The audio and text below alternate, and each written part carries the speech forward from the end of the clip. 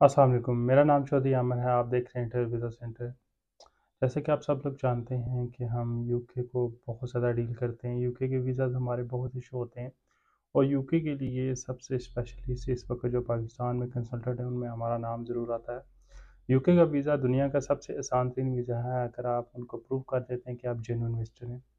Basically ये जो genuine होना ये हर कंट्री के लिए अप्लाई करता है, बट यूके एक ऐसा कंट्री है जो फ्रेश पासपोर्ट पे भी विजिट वीज़ा इशू कर देता है। अब ये हमारे क्लाइंट है, इनका 6 मंथ का फ्रेश पासपोर्ट पे यूके का वीज़ा इशू हो चुका है। इससे पहले इन्होंने कभी कहीं किसी जगह ट्रैवल नहीं किया था।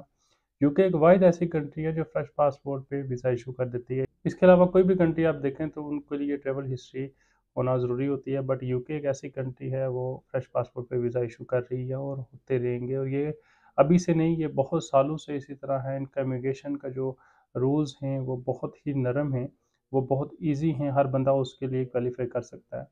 यूके हमेशा 3 चीज़ों को देखता है कि आपके फाइनेंशियल कैसे हैं, आप फाइनेंशियली अपने आप को कैसे सपोर्ट करते हैं। उसके बाद आपका पर्पज़ ऑफ विज़िट क्या है, आप क्यों जाना चाहते हैं यूके, और आपकी reason to return home country क्या हैं, आप क्यों वापस अपने होम कंट्री में आएँगे।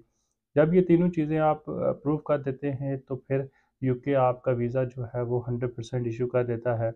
ये क्लाइंट मेरे, इनकी मैं पूरी प्रोफ़ाइल आपसे डिस्कस करता हूँ, इनकी प्रोफ़ाइल में क्या-क्या था और क्या-क्या नहीं था।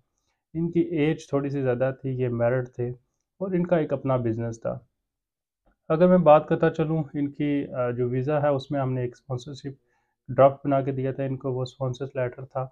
वो स्पॉन्सर लेटर भी इस तरह से था कि वो एक सिर्फ़ इन्विटेशन लेटर था। इनके भाई हैं, इनको उन्होंने इनवाइट किया कि मेरे घर में 10 दिन आएँ, यहाँ स्टे करें। ये इनका पर्पज़ ऑफ विज़िट था और इसके अलावा कोई और चीज़ हमने अपनी इनके स्पॉन्सर से अटैच नहीं करवाई। मोस्टली लोग कहते हैं कि आप उनकी बैंक स्टेटमेंट अटैच करें। बैंक स्टेटमेंट तब अटैच करनी पड़ती है जब वो बंदा आपको फाइनेंशियली इस ट्रिप के लिए सपोर्ट करे। फॉर एग्ज़ाम्पल वो आपको शो करे स्पॉन्सर लेटर में कि वो आपको £1000 इस ट्रिप के लिए देगा, और फिर आप उसकी बैंक स्टेटमेंट शो करें कि उसके पास इनफ मनी है उसके अकाउंट में जो आपको वो सपोर्ट कर सकता है। अदरवाइज़ बैंक स्टेटमेंट जो यूके वाले स्पॉन्सर की या इन्विटेशन की मैंडेटरी नहीं होती। इसके अलावा बात करूँ तो ये अपनी फैमिली के साथ रहते थे, ठीक है। इनके बच्चों का बर्थ सर्टिफ़िकेट, इनके बच्चे स्कूल गोइंग थे, उसके भी सारे प्रूफ़ हमने साथ अटैच किए। इसके बाद हमने इनके बच्चों के जो स्कूल के सर्टिफ़िकेट्स वग़ैरह थे, वो भी सारे अटैच करवाए और शो किया कि बच्चे इन पे डिपेंडेंट हैं। और ये डिपेंडेंट शो करना बहुत ज़रूरी है क्योंकि इससे ये शो होता है कि इनके होम टाइज़ स्ट्रॉन्ग हैं। जब होम टाइज़ स्ट्रॉन्ग होंगे तभी आपको वीज़ा अफ़सर वीज़ा इश्यू करेगा। अगर बात करूँ सालाना इनकी इनकम, तो वो 30 लाख रुपए थी। 30 लाख रुपए ये सालाना कमा रहे थे और ये टैक्स पेयर थे। इनका एंड एंड टैक्स रिटर्न आपस में मैच थी। वो भी हमने इन्हें समझाया था कि अपनी रिटर्न्स को अपनी इनकम से मैच करें। मोस्ट ऑफ द टाइम लोगों की जो रिटर्न होती है वो उसकी इनकम से मैच नहीं होती, तो वीज़ा अफसर इस बेस पे भी रिफ्यूज़ कर देता है। इसके बाद अगर ऑन एवरेज बात करें इस बंदे की मंथली इनकम, तो मंथली इनकम इनकी तकरीबन 2.5 लाख रुपए बनती है और सालाना इनकम इनकी 30 लाख रुपए बनती है।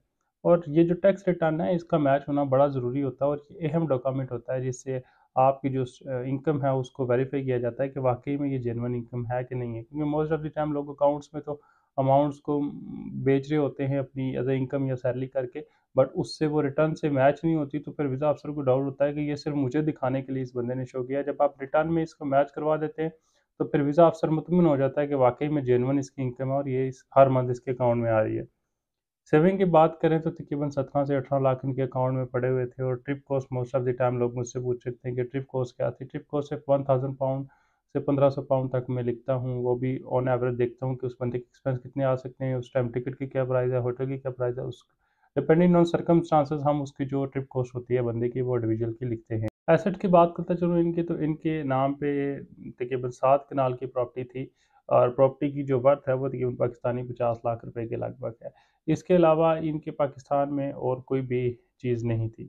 अब आप में से ज़्यादातर बंदे ये कहेंगे कि हमारी प्रोफ़ाइल भी सेम है, हमारे पास भी प्रॉपर्टी है, हमारे भी शादी हुई है, हमारे भी बच्चे हैं, बच्चे हमारे स्कूल गोइंग भी हैं, पर हमारा यूके का वीज़ा क्यों नहीं इश्यू होता? मैं आपको बताऊँगा कि जो यूके है वो बैंक स्टेटमेंट पे वीज़ा इश्यू करता है। जब आपकी ये सारी चीज़ें प्रूव हो जाती हैं, उसके बाद आपने अपनी बैंक स्टेटमेंट यानी कि अपने फाइनेंशियल उनको मेंटेन करना है। फाइनेंशियल को अगर आप सैलरी पर्सन है तो आपके अकाउंट में एक सैलरी आती है और आप उसमें से जो भी आपका मंथली लिविंग एक्सपेंस है वो निकालते हो अपना खर्चा।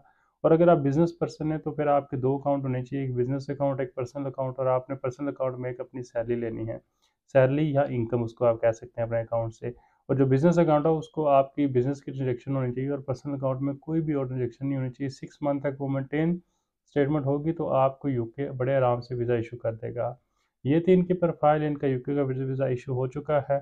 आप में से कोई बंदा यूके का विजिट वीज़ा अप्लाई करना चाहता है या आपका केस रिफ्यूज़ हो गया तो अपील करना चाहते हैं तो हमसे कॉन्टैक्ट कर सकते हैं। हम आपको लाजमी उसमें असिस्ट करेंगे। अपील का तरीकाकार ये है कि आप लोगों को केस असेसमेंट फ़ीस पे करनी पड़ेगी 10,000, अपना appeal letter, cover letter, visa application form भेजना पड़ेगा। वो सारी चीज़ें असेस करके आपको बताया जाएगा कि आपके आपके केस में अपील हो सकती है या नहीं हो सकती। उम्मीद करता हूँ कि आप लोगों को मेरी आज की वीडियो पसंद आई होगी। अगर इस वीडियो से ज़रा से भी हेल्प मिली हो तो मेरे चैनल को कर लें सब्सक्राइब। मिलता हूँ नेक्स्ट वीडियो में, दुआ में याद रखिएगा। अल्लाह हाफिज़।